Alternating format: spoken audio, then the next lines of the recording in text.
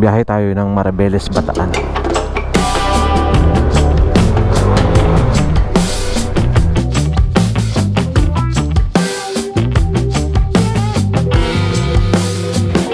Napakaganda. Ito pala yung old zigzag road dito sa Bataan. Grabe, napakaganda ng view guys, oh. Grabe.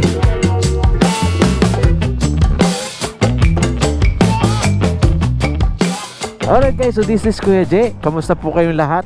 Nandito tayo ngayon sa boundary ng Santo Tomas, Pampanga at San Fernando, Pampanga. So kumain muna ako dito sa paborito kong pares dito. Parang 3 beses na ata ako dito kumakain. Ang sarap. Sarap ng mga pares dito sa Pampanga. Ang gamit nila is asado. Na-vlog ko na to, nasama ko to doon sa mga previous vlog ko, kung mga nanonood kayo ng vlog natin. Ngayon, ang biyahe natin ay papunta tayo ng Maribeles, Bataan. From Makati, bumiyahe muna ako dito papuntang Pampanga. Dito na tayo nagsimulang mag-record. Ngayon, ang gamit natin ay ang Kymco X-Town 300 o CT300. So tara, let's go. Biyahe na tayo, magandang panahon, hindi umuulan, hindi naman ganun kainit. Sinit ko na nga pala to guys, yung nudo nya. In-install ko yung app ng Kymco, dinownload ko yung offline maps. Ayan, start navigation, yes. Pindutin mo lang yung orange. So nakikita ko na yung aking dadaanan. Napakaganda nito, hindi mo na kailangan ilabas yung cellphone mo para mag-Waze o mag-maps, para hindi na mainitan yung cellphone mo. Ayan na, dyan na mismo makikita, oh. Diba? Ayun, may paikot daw, iikot daw tayo dyan sa MacArthur Highway. Alam ko, dire-diretso lang ako eh. Tingnan natin.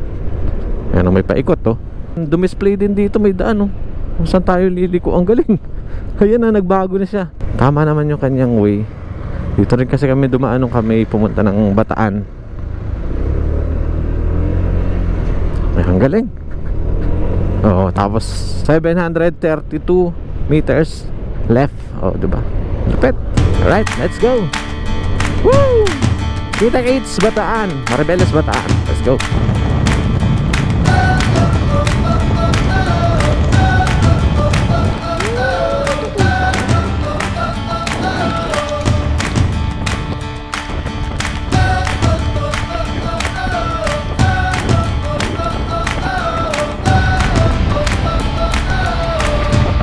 Hindi ko ma-predict yung panahon. Kanina umuulan papunta dito. Ngayon, ayan, medyo nawala na yung ulan. Pero kanina mainit-init yan habang nagtatanggal ako ng suot kong kapote. Pero parang nagbabadya na naman. Hindi mo na ma-predict ang panahon. So nandito na tayo ngayon sa Bagak, Maribeles Road, Lacandula Street National Road.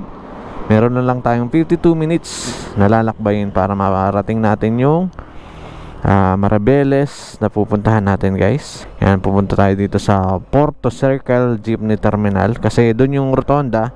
Tapos doon na lang natin hanapin yung pupuntahan natin. Alright, tara. Sana hindi na umulan para makapag vlog na tayo, para tuloy-tuloy na yung ating vlog. Titingnan mo na lang kung yung mga kasalubong mo dito is tuyo yung mga sasakyan nila, para ma-predict mo na umuulan doon sa pupuntahan mo. Sana tuloy-tuloy na to. Bawasan na tayo ng 2 bar.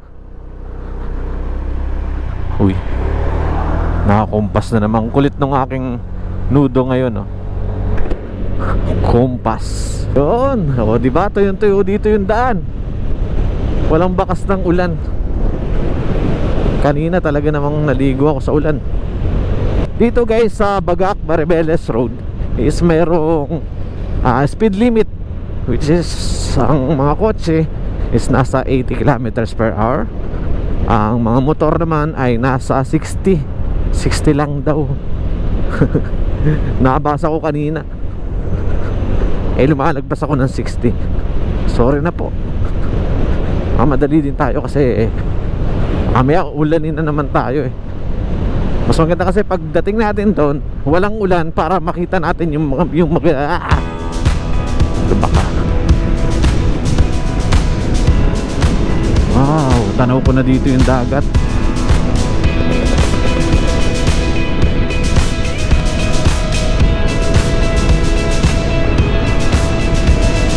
Alright guys, so nandito na tayo ngayon sa Maribeles. Ayan o, si Jollibee. Welcome to Maribeles. Pakalaking banner ni Jollibee. Si Jollibee yung nag-welcome sa'yo dito. Wow, Wow, napakaganda. Kita ko na yung bundok. Wow, bypass. Wow. So, dito tayo. Di ko alam kung pwede tayong dumaan doon. Di kasi naglo-load yung mapa ko. Pero dito na lang tayo dumaan. Ganda sana itanawin doon, kaso para mga truck yung dumadaan doon. Matagtaga. Ayan, dito na tayo sa mga pakurba-kurbada. Uy, maganda rin yung tanawin dito, bundok. Wow, I love Maribeles. Pipicture lang ako doon sa I love Maribeles.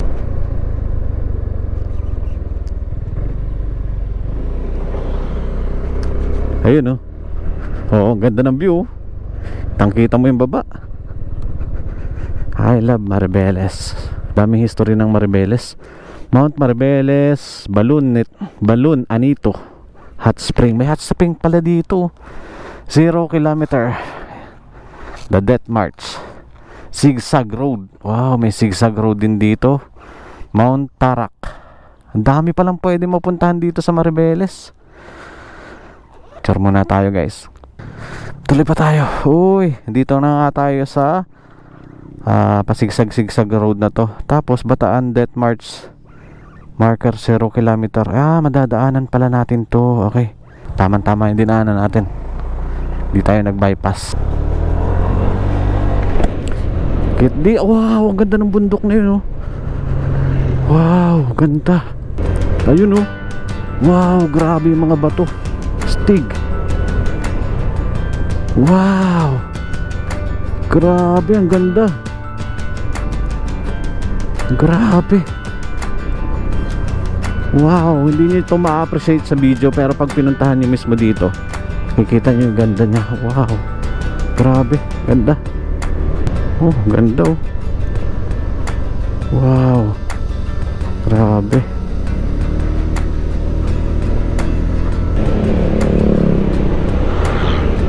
Bawal lumusot.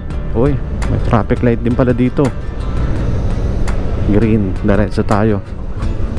Parang old zigzag road nga. Parang yung sa Timonan. Oh, wow. Ito pala yung old zigzag road dito sa Bataan.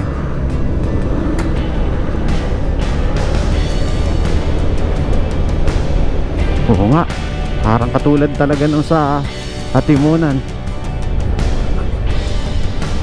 At napakaganda ng view. Grabe, napakaganda ng view guys oh. Grabe.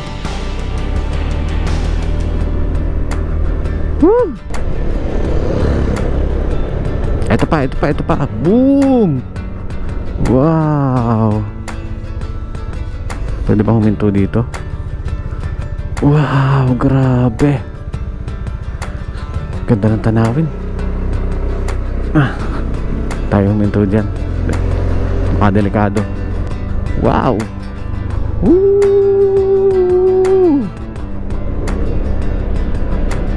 Ang ganda ng daan dito, parang old zigzag road. Pero ito, makinis yung daan, walang lubak-lubak.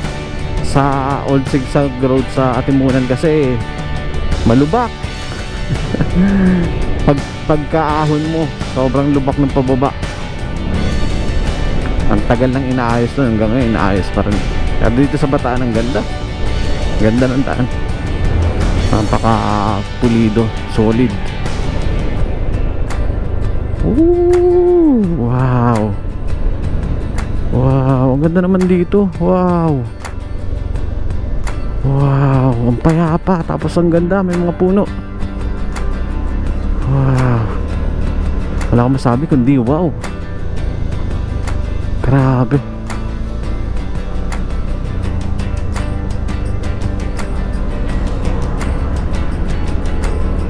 Ang ganda. Sarap dumaan dito. Oh. Tapos makikita yung mga planta. Tapos may dagat. Wow, mas malapit pala natin makikita dito guys, yung bato. At may asong nakatayo. Maalaglag ka dyan. Ganda ng bato. Panalo yung view. Oops. May kambing. Go, go, tawid, go, go. Ayaw mo. Bibog. Oh, nandito na si Jollibee. Marbeles Jollibee. Tayo sa taas.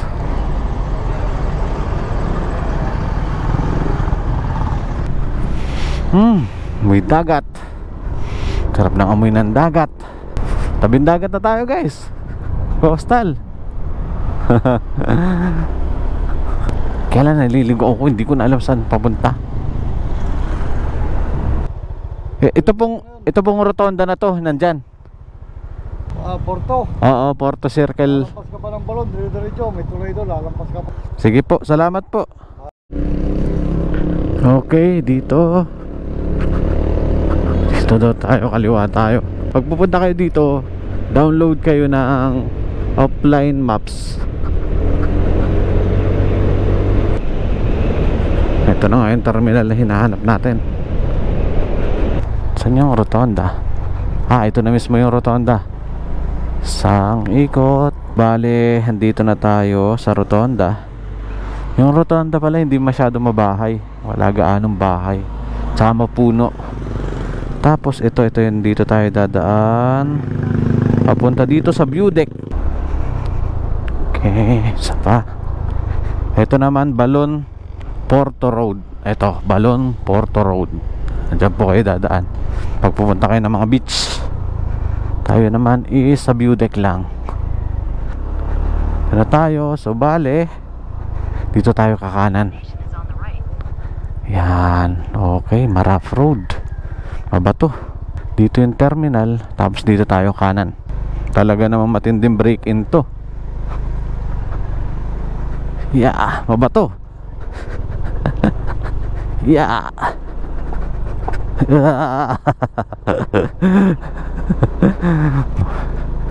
Yeah.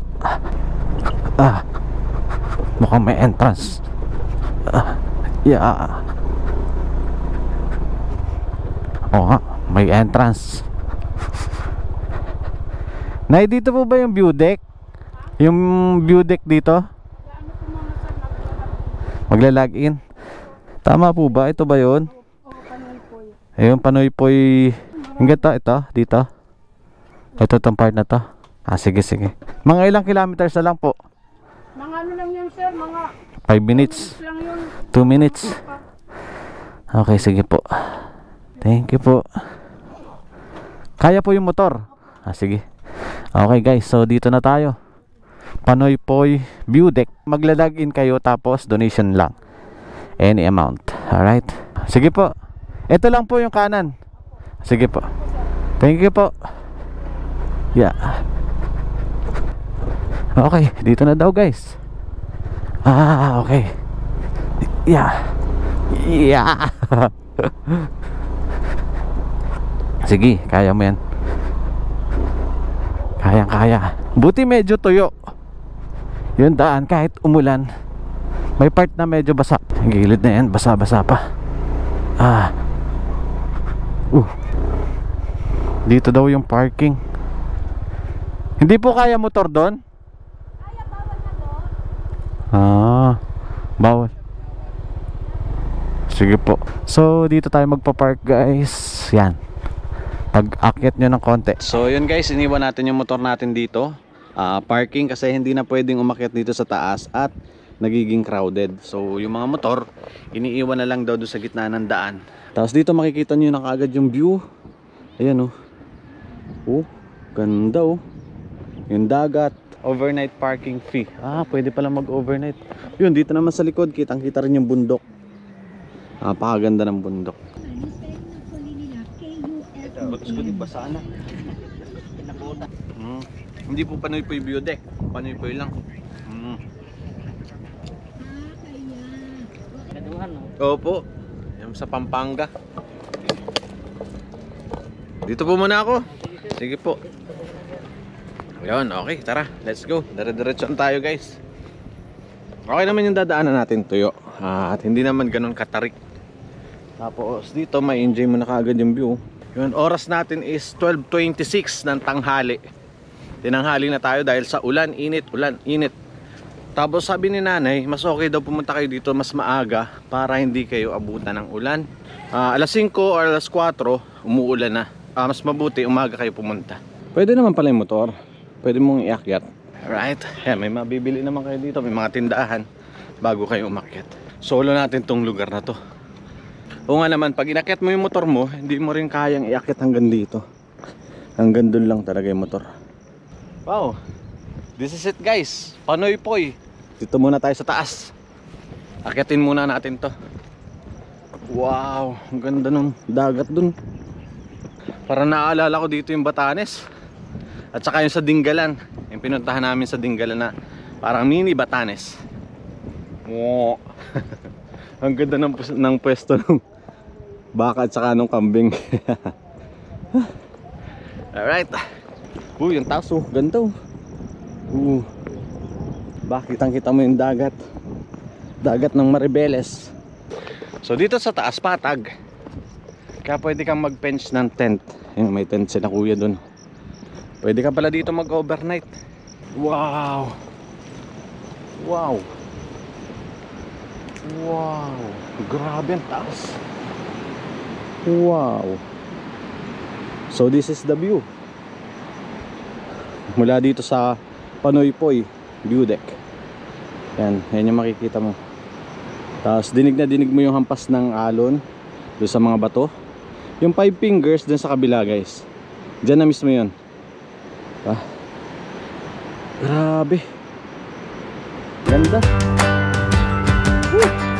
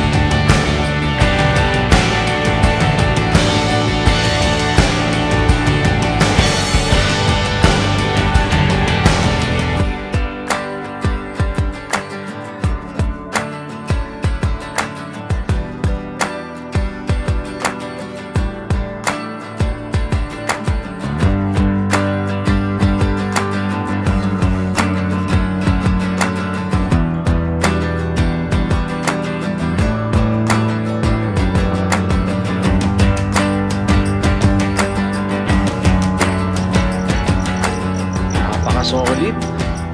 Okay dito ha. Yung mga basura binabaon. Yan, good job. Para hindi nakakalat. Napakaganda dito guys. Yan o. So relaxing. Akyat lang ako dito. Tingnan natin kung anong pa makikita natin dito. Grabe, pwede pala kayo dito mag overnight. Tapos dala kayo ng mga hammock. Meron kayong mapagsasabitan. Wow! Wow! Kakatakot ah. Wow! Kakatakot. Wow! Grabe. Lalim. Woo!